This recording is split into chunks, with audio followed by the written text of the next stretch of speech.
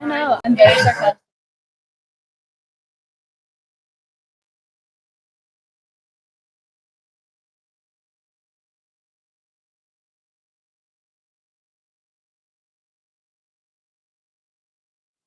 Thank you so much for joining us back here at 360 Sports and for tuning in to our Frenzy show tonight. I'm your host, Kylie Smith. Here beside me, we have Moss, Peyton, and Fernando. So we're going to get right into our headlines today, talking about the WNBA champions. So the New York Liberty beat the Lynx in 5 games, with Jonquel Jones being named the Finals MVP. I want to know what your guys' thoughts are on the season, the teams, the matchup. Yeah, well, it was our first finals in WNBA history, and I tell you what a time to be in New York if you're for championships. You got the Yankees, you got the Liberty. Sadly, the Jets, Giants are doing not too good, in the Knicks kind of lost. But we're talking about WNBA here. First championship in team history. They had 2 great stars: Sabrina Ionescu, probably the best shooter ever in the sport, and Breanna Stewart, who they signed, I think, a few years ago. And they were here to deliver a championship, and that's exactly what they did. Yeah, it was awesome. It was some awesome WNBA finals. It was awesome to see that they went to 5 games, which is the most that you can do, best out of 5. I think the better team won, which was their Liberty, despite the fact that there was a controversial foul at the end of Game 5. But at the end of the day, they deserved to win it. They had the better players, Ionescu and Breanna Stewart. And I'm happy to see that the WNBA is getting a bigger spotlight. Yeah, as you can say that it was Caitlin Clark and that brought that on, but it's good to see that these women are getting more recognition. Yeah, it was a very exciting season. I am from New York, so I was definitely rooting for them. They came up short last year to the Aces, so it was nice to see them win against them this year. And the Lynx were looking to become the team with the most finals wins in league history, and it was probably the most exciting finals, at least the most exciting finals I've watched in WNBA history. All the games ended very, very exciting, except Game 2.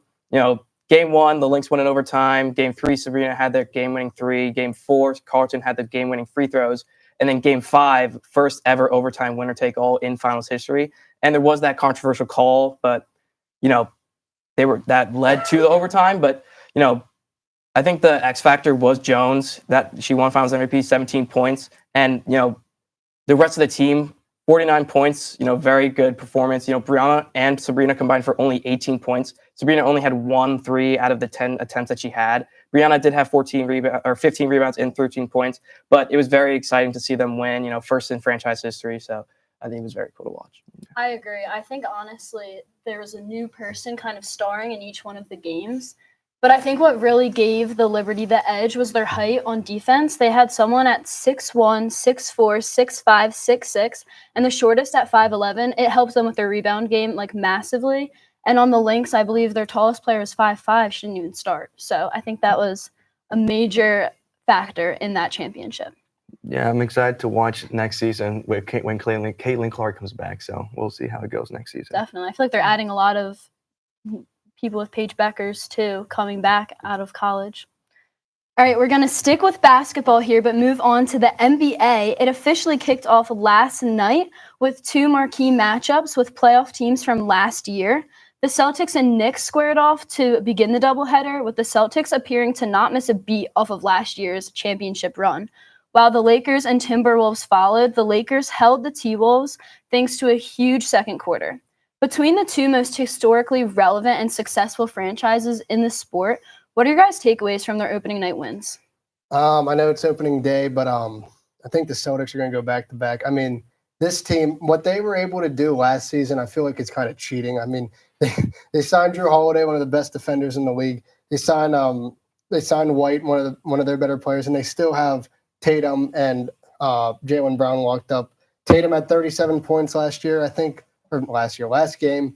One of his kind of biggest things was he kind of compliments Jaylen Brown. He's not that leader, and he's shown this year that as of right now that he's that guy right now. 37 points. Jaylen Brown had 23. I mean, this team looks unstoppable, even though it's game 1. No, I agree with you. This Celtics team is really, really good. The 3-point is amazing. They destroyed this Knicks on that. Also, I want to talk about the Lakers and Timberwolves game. This picture is my biggest takeaway. We saw history happen last night. if you told me that a father-son duo was gonna be playing in an NBA game at some point, I would have told you you're crazy. But yesterday we saw that with LeBron and his son Bronny. It was awesome to see, even though it was like 2 minutes. It was so awesome to see that history play out. And then also, like, I want to talk about the Knicks and the Timberwolves a little bit. That trade, as watching the games yesterday, it made me realize that the Knicks and Timberwolves will take some time to get used to their new personnel. You could tell that like they weren't on the same page, like they were still trying to find their chemistry. So we'll see how these two teams get better as time goes on. Yeah, the Celtics, they start right where they left off. Tatum had 37, White had 24, and Brown had 23. They combined for 84 points. And you add 3 to that, 87 points. That's a number of threes that they score, 29, matches an NBA record. They could have broken it, but They had like what 8 they minutes missed. They missed like It was 13 funny. in a row. Yeah. And, the Knicks doesn't define their season. Obviously, like you said, they're going to have to get used to the trades that they made. Bringing in Mikal and bringing in Karl Anthony Towns, losing Randall and losing DiVincenzo. Sad to see the Nova Knicks isn't as complete as it was, but the Celtics just outplayed them. And the Lakers, they had a strong home win. JJ Redick's first win in the NBA. 80 outstanding performance, 36 points, 16 rebounds. Good moment to see LeBron and Bronny getting their first, and Bronny getting his first minute, seeing them play together. The last time that I remember seeing a father-son duo was when Ken Griffey had that fly ball go into center field, and Ken Griffey Jr. kind of just robbed him. They were of at that game, by the way. Yeah, they were. were. They took a picture at the end. Yeah, and then sad to see Rob Dillingham, Luke Garza not play. Those guys. Luke Garza, one of the best players in the G League. Coming up, and then Rob Dillingham. Technically, Bronny does have more minutes than him, which is a weird stat. But Anthony Edwards kept it a close game. But Lakers strong win, and Celtics. They could definitely go back to back. Yeah. I will also want to say, like, even though this moment defines the game, we have to talk about Anthony Davis. He played amazing. He was the reason why the Lakers won that game. So Davis will be a huge catalyst for this team, and it will be interesting to see if he can stay healthy. Even though he struggled off that last year and answer those questions, it'll still be interesting to see if he can stay healthy. Yeah, the biggest thing Davis needs to do is stay healthy. I mean, that's his biggest flaw right now with 36 points, 16 boards. I think I can't remember this. I think he took a shot towards Rudy Gobert. I think he had 2 clutch blocks coming down, and he said that's a defensive player of the year type thing, kind of taking a shot at Rudy Gobert. In my opinion, it should have been Victor Wembanyama last year, but I mean, Rudy Gobert is a great defender. But yeah, this Lakers team is looking good right now. So talking about injuries, the Sixers season begins tonight against the Bucks, but they'll be without 2 huge members of their new big 3, with Joel Embiid and Paul George were announced to be out. Late last week, news was also broken that Kawhi Leonard would be out indefinitely with more knee issues. As the controversy continues to grow, how has the issues of load management changed the landscape of the NBA? And are we in for another year of stars missing from the court due to injuries? Yeah, well, here's the thing. We saw last year they made that rule where, like, you play 60. You have to play 60 games to be qualified for awards. And then this year, Embiid signs that $60 million plus contract. And then a couple days later, it comes out that he's not playing back-to-back games. And now he's not playing game 1. I mean, the thing with the Sixers is, like, they're going to win and they're going to lose with Embiid, like, obviously because he's their best player. But, like, if he can't stay healthy, this team, it's not that good. I like Maxey. He's a great player, but I don't know if he can carry the Sixers without Embiid or without Embiid right now. I'll say this, like, this will keep being an issue until the NBA reduces the number of games in the schedule. Like 82, in my opinion, is a lot of games, and I just feel like this will keep being trend until there's a change, and I do think that we are in for another year where stars will not play that much, and I also want to mention how does Kawhi Leonard not stay healthy for once in his life? This guy's always hurt. Like, he's hurt during the regular season, he's hurt during the playoffs. Now we're hearing again that he's hurt. Like, come on, man. Like, how hard is it to be healthy?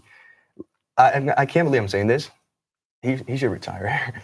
Yeah, it's pretty much saying, like, there's the 3 guaranteed things in life: death, taxes, and Kawhi Leonard being injured. It's like it happens all the time. But load management has become a big controversy. Remember 2 years ago when the Mavericks, the last game of the season, they played the Bulls and they didn't play a lot of their stars and they lost that game, and then they ended up missing the playoffs.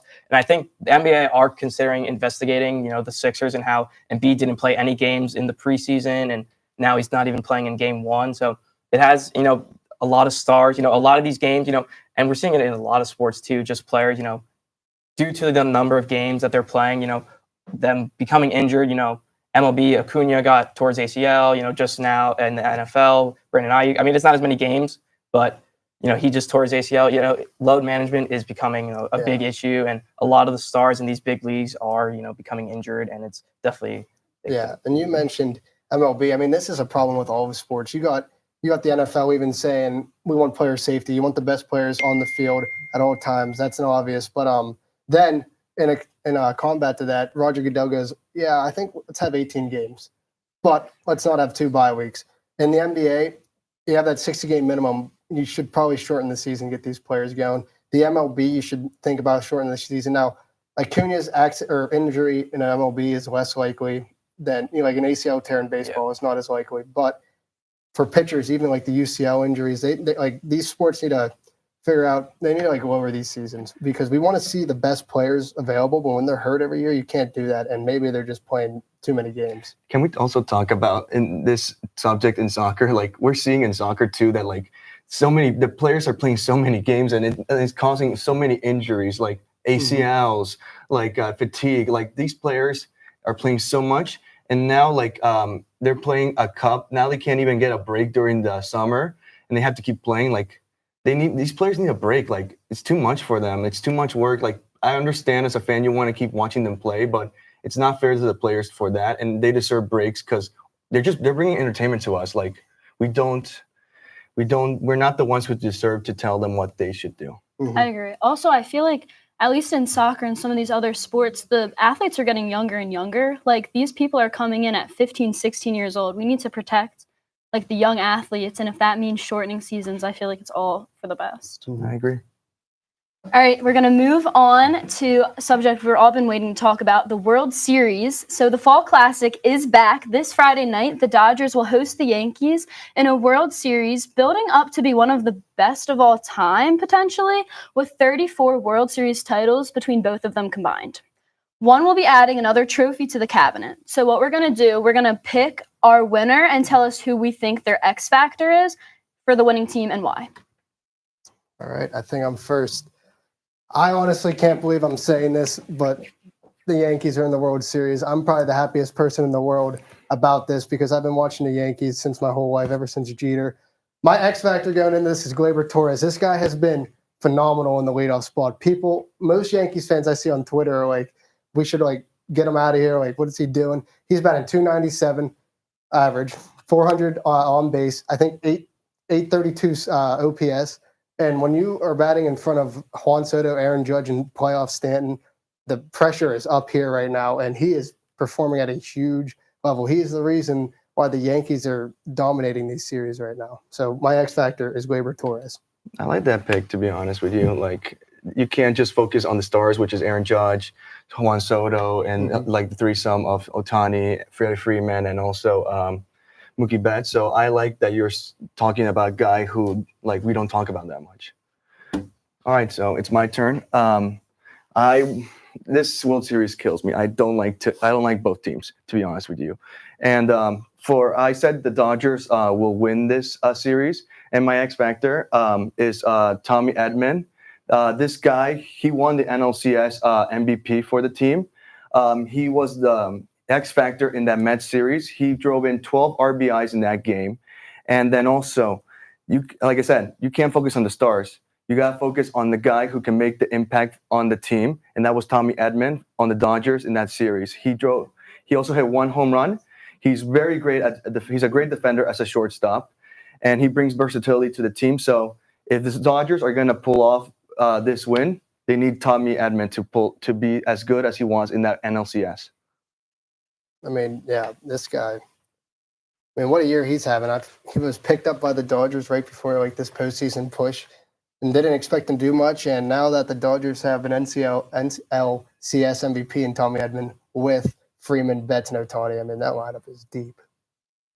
All right, it's my turn. So for my X factor, I'm a Yankee fan. I'm going to have to go with, there's a reason he won ALCS MVP. It's Big G. I mean, he only had 4 hits in the ALCS, but all of them were home runs. He drove in 7 runs and he had 16 total bases. I mean, watching, I didn't really get to see his at bat, but watching those at bats versus Class A, I mean, the whole year it was based off of Class A being this unbelievable pitcher, even being a possible Cy Young winner candidate. And I mean, if there's a clip of Austin Hedges having that interview where he said that Class A was the best pitcher he's ever caught and better than Mariano Rivera, which I don't know what he was on, but I mean, he gave up 2 home runs in just 2 at bats, and that's what Mariano Rivera gave up in 140 postseason innings. So, I mean, he got it done.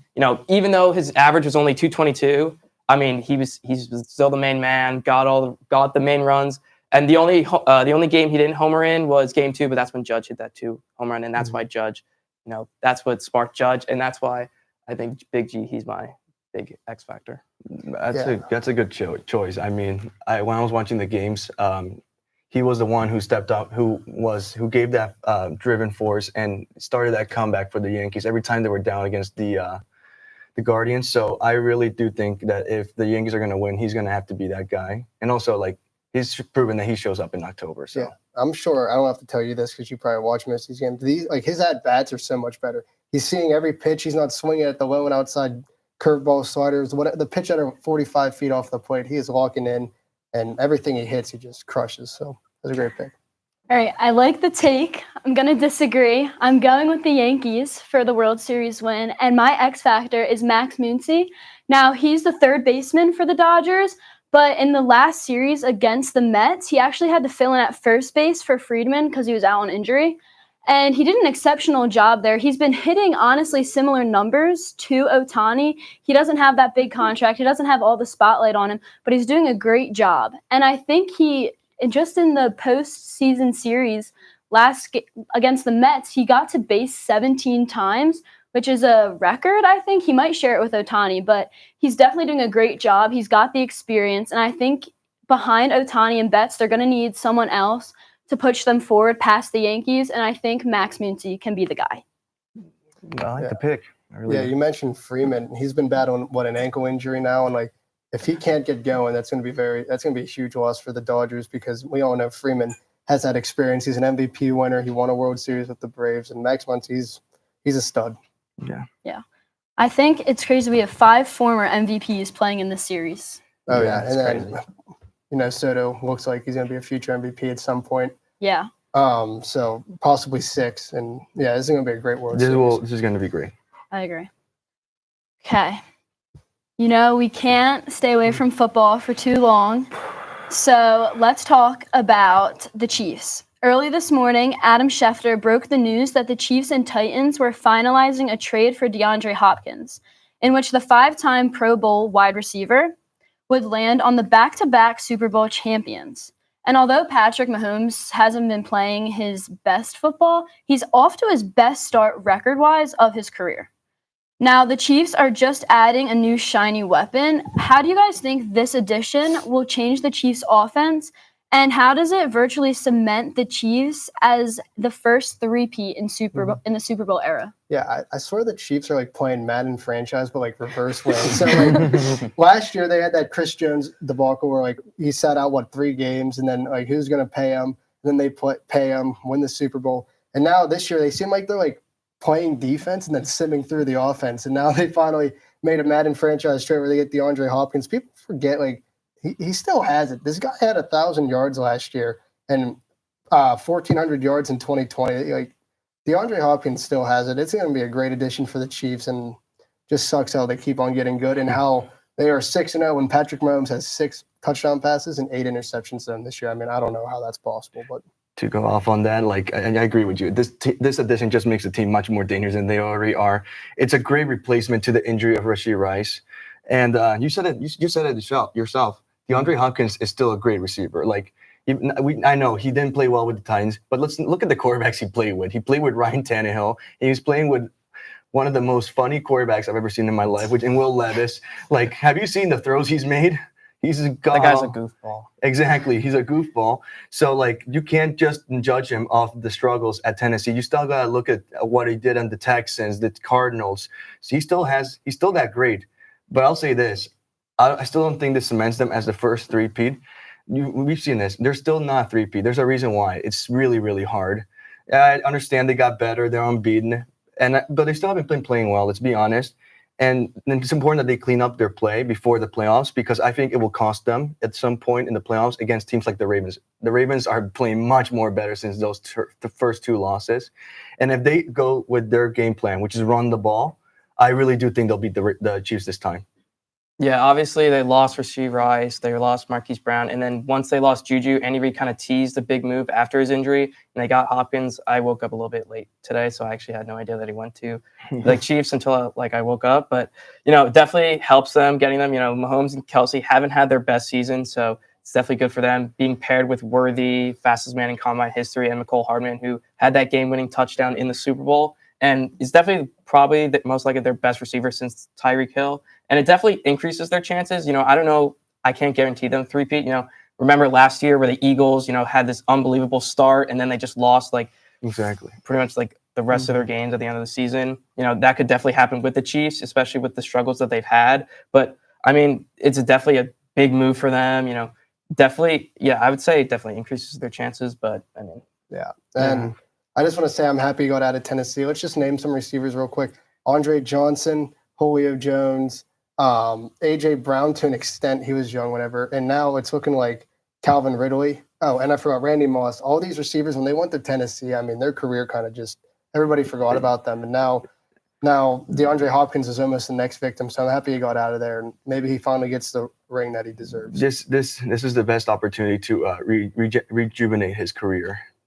Because people kind of forgot about him, let's be honest. And also, when Calvin Ridley signed with the Tennessee Titans, people started to assume he was the number 1 guy at Tennessee. So for Hopkins, he wasn't used to being that second guy. So this is a great opportunity for him to restart his career. Mm-hmm. Okay, let's get some Thursday night football predictions. If the Chiefs don't win, who would you pick to win? I'm going to go with the Bengals. I mean, I can't pick against my team. So I said the Ravens, like I said it before, they have such a great running game. Derrick Henry is on that team now. You saw how good he is for that team. I'm going to have to go the Lions, honestly. They just beat the undefeated team in the Vikings, but I mean, I really like Dan Campbell. So yeah, I mentioned obviously Cincinnati's on the outside looking in right now, it's been a struggle this year. I mean, I'm sorry for myself, even though I probably shouldn't be. It's been a struggle. I'm sure all my friends like to see me complain about Cincinnati, but I am going to have to agree with you. The Lions right now, I just wrote an article about this. I think they're the best team in the NFL. I mean, that offensive line is hands down the best offensive line in the league. Amon-Ra St. Brown, they have him locked up. It's about time before he starts getting going. We all know David Montgomery and Jahmyr Gibbs, probably the best running back duo in the league.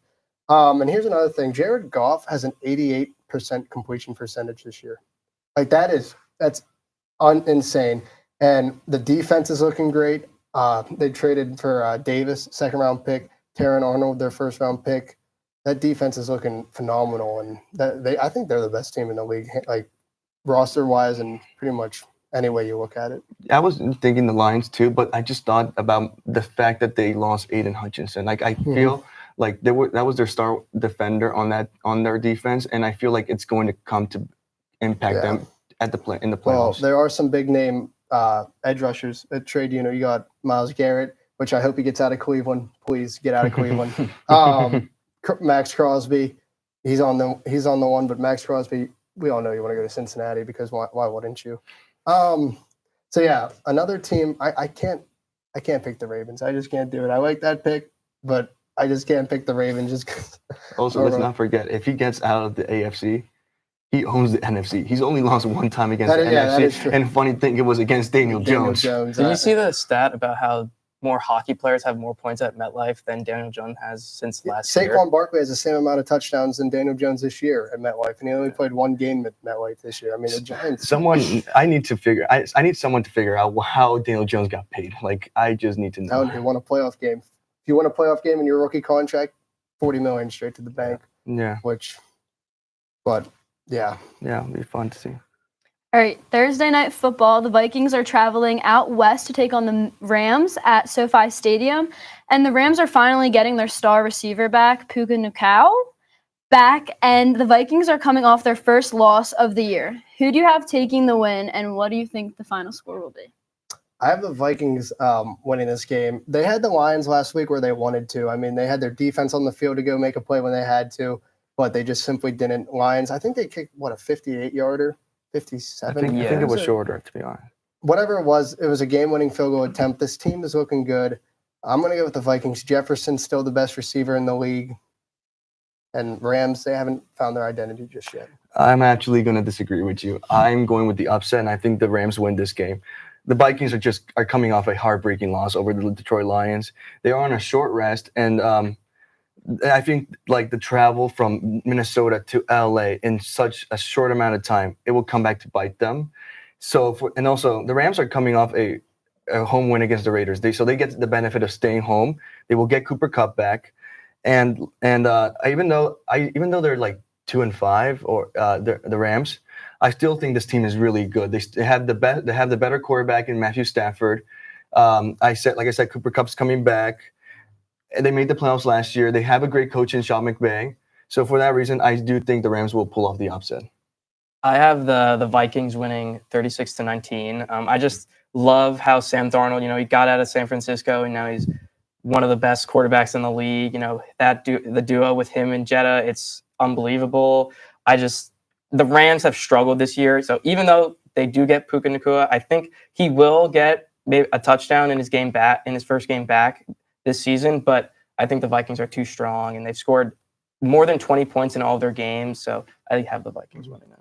But I have to ask, at one point, when will Sam Darnold become back to where he was I'm happy against the 40, like he was with the Jets or the 49ers? Yeah. I'm happy you mentioned that. I'm going to say something that I know my one friend didn't like me saying, and I'm pretty sure I'm going to get some mixed reactions here. The Vikings earlier this week actually talked about trading for Matthew Stafford, and I think the Vikings should go out there and get Matthew Stafford. You're going to have him for a year or two. This is one of the best chances to win a Super Bowl. You're 5-1. You have J.J. McCarthy on injury. He's going to learn behind a Super Bowl champion right now. Last time he had a star receiver, this receiver won a Triple Crown. And McCarthy's going to learn behind him. And you mentioned one is Darnold coming back down from, what he's going on. Think about some other backups. Even last year, Dobbs. What do you go? 3-0, and then he fell down. Yeah. Jake Browning, Teddy Bridgewater when he was on the Saints, he won 5-0 as a starter. Signed with the Panthers. Look at him now. He's a backup quarterback for a reason. I hate to say it because he was talented coming out of USC, but it's only a matter of time before this stuff catches up to him. And I think if you're the Vikings, you have to go out there and go get Matthew Stafford. And J.J. McCarthy will be a better quarterback. He might not play next year, but he'll be a better quarterback for the future. I really like your take, to be honest with you. This Vikings team is really good. I think they're just that one quarterback away from being a serious Super Bowl contender. And I agree with you. If you get, you also found out, the Rams are considered about trading Cooper Kupp. If Cooper Kupp leaves, then I just think Matthew Stafford is next. So, if that happens, then I just think the Vikings should go all in to get Matthew Stafford, even if it's on a one-year rental. He can learn, J.J. McCarthy can learn under him. And then it just makes the team much better. And I feel like Matthew Stafford can build the chemistry he built with Cooper Kupp with Justin Jefferson. So I really like your take. One more thing. The offensive coordinator for the Rams when they won the Super Bowl was Kevin O'Connell. It was. Ooh. Yeah. He's the Vikings head coach right now. Yeah. So this is making too much sense. I think the Vikings have to go out there and just get that guy to make him compete for a Super Bowl because I don't know if Sam Darnold can do it. I really don't. I think he's on. I think he will regress at some point. It's gonna. I hope it doesn't happen, but I think it will happen at some point. Mm-hmm. All right. Any final thoughts on football? No? Nope. No, just excited for tomorrow. Yeah. Yeah, thank you guys so much for watching 360 Sports. Make sure to tune in tomorrow for the F1 show, and we'll see you then.